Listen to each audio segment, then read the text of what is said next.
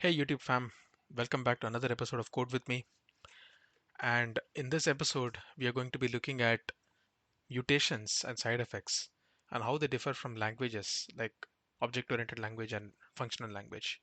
So let's take a look at what mutations or side effects are basically. So mutation basically refers to any change to a variable scoped within a method. Let's say there is a, let me tell you with an example so it's more easier. Let's take the example of factorial of a number. Okay, the simplest program to calculate a factorial of a number is like this. Let's say we want to calculate the factorial of 5. So let's use a simple for loop. Let me create another method here. Private static int factorial. Okay, and it is going to take in the number for which I want to find the factorial and int fact, which is basically the starting point for calculating my factorial because the lowest value is 1, right? So I'm going to keep fact as 1. And how I'm going to calculate is for I int I equal to 1,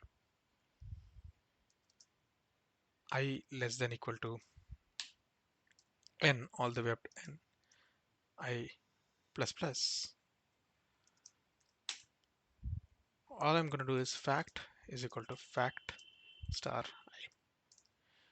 So if you look at this method, all it does is it takes the value n, which is the number for which I want to find the factorial, int fact, which I'll pass as 1 because that's the starting point or the least value of a factorial. And for 1 all the way up till this number, I'm calculating factorial by saying fact is equal to fact star I. And after this, I'm just going to return fact.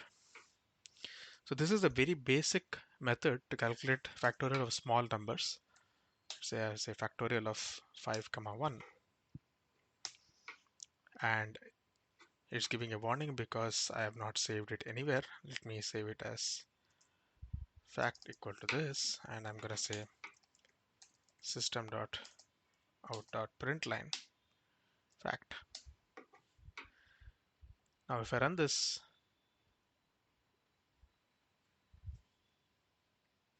I'm going to get the value 120 because that's the factorial of 5. So factorial basically means if I say 5 factorial, what I say is 5 into 4 into 3 into 2 into 1. So this is the value I expect out of the result, which is nothing but 120. And that's what we're getting here. The way it calculates here is by running the loop from 1 all the way up till 5. I'm saying initially on the very first for loop iteration, fact will be equal to 1 because fact is also 1 as soon as you enter into this method, and value of I is also 1, so 1 cross 1. Subsequently, fact becomes 1 now. In the second iteration, fact value is 1, whereas the value of I is 2, which becomes 2. Third, fact value becomes 2 and I value is 3, which means 6. Fourth iteration, fact value is 6 and value of I is 4, 24. And finally, fact value is 24 and loop value of I is 5, which is 120. So this is the computation that happens in this loop, and this is the result you get. However, if you observe, for every iteration, I am modifying the value of fact with fact into I and saving it back to fact. So this process is called mutation, and this is what is frowned upon in a functional programming world because you are trying to mutate or change the value of a variable over and over again. And this is one of the principles of functional programming that states that you should not have any mutations in your code. These basically lead to side effects because any thread, let's say there's a multi-threaded environment and you have such methods there, there is a possibility that the value of your variable can be mutated by multiple threads.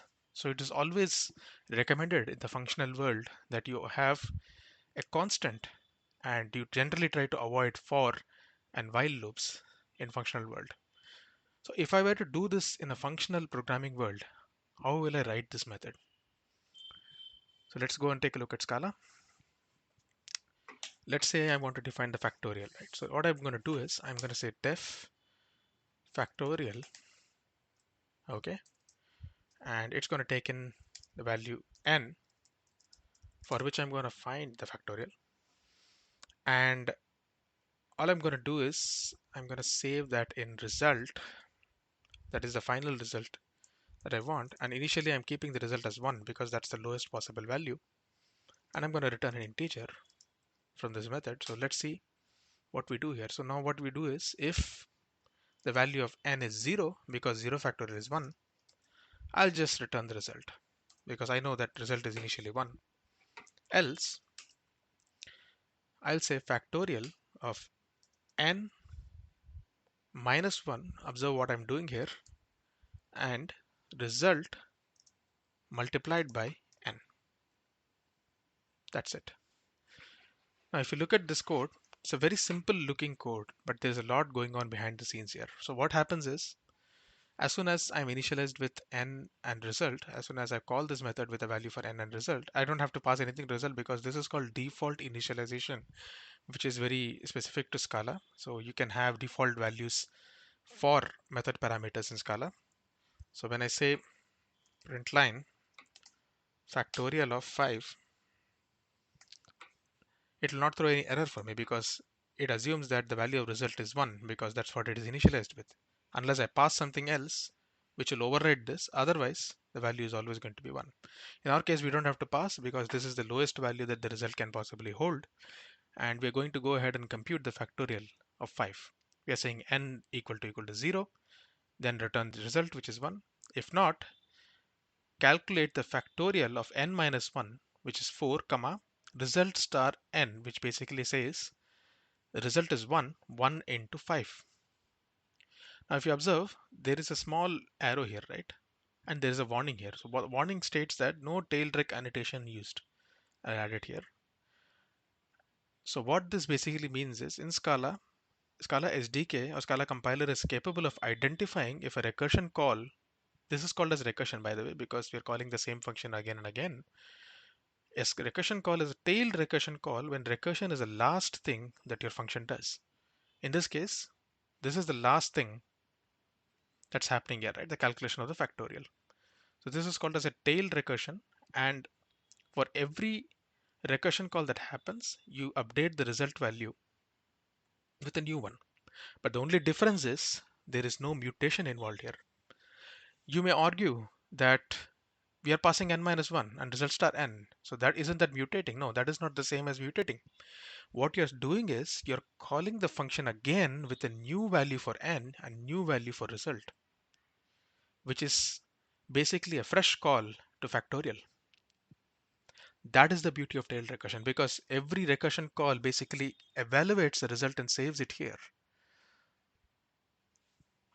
So if I run this function,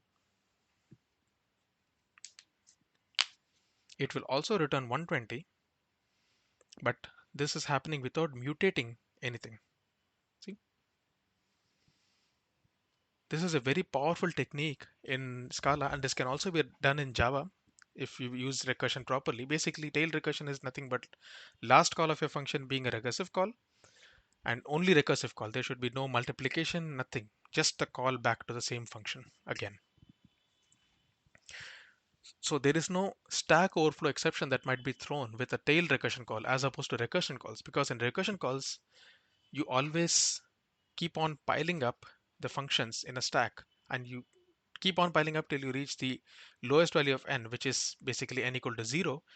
From there on, you stack unwind, basically just start removing and calculating from the bottom up so that you will reach to the point where you want to calculate the value of n, let's say 5.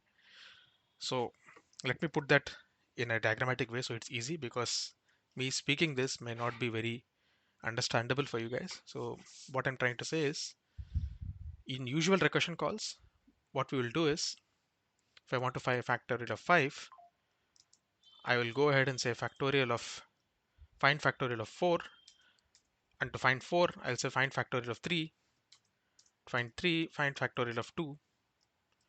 To find 2, find factorial of 1.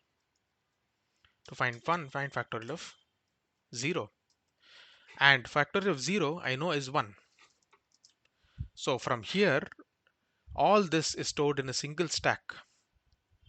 Okay, so you have a stack of 1, 2, 3, 4, 5, 6 elements. As many number as possible. For example, if you give 100, you will have a 100 element stack here. So as soon as you reach the point 0, you know that factor of 0 is 1. So you go in the reverse direction to calculate the value of factor of 1. Factor of 1 will be equal to whatever is factor of 0 into the reverse calculation. So you will have 1 into 1, 1. Then based on this, you will say factor of 2. Factor of 2 is equal to 1 into 2, basically 2. So likewise, you keep on going in the reverse. This is called stack unwinding. Basically, you start evaluating again all the way till you reach factor of 5, which is 120. This is avoided when you use a tail recursion call because at every iteration of the factorial, you have already identified the result and put it here.